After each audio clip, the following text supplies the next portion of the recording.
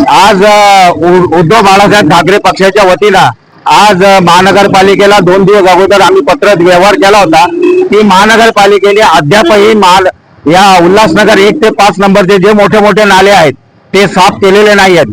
अद्याप त्यांचं टेंडर निघालं नाही आहे, अजून त्यांनी टेंडर काढलं नाही आहे.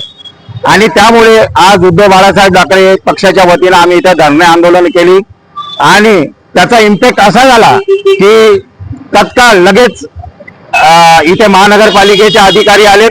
त्यांनी आम्हाला लेखी आश्वासन दिलं की या आठवड्यामध्ये ते लोक टेंडर काढलं होतं, पण ते 4ही टेंडर रिजेक्ट झालं काही टेक्निकल याच्यामुळे. आज स्थायी समितीमध्ये त्यांची बैठक आहे आणि आज स्थायी समितीमध्ये ते टेंडर पास झाल्यानंतर उद्यापासून हे नाले सफाई चालू होणार आहे.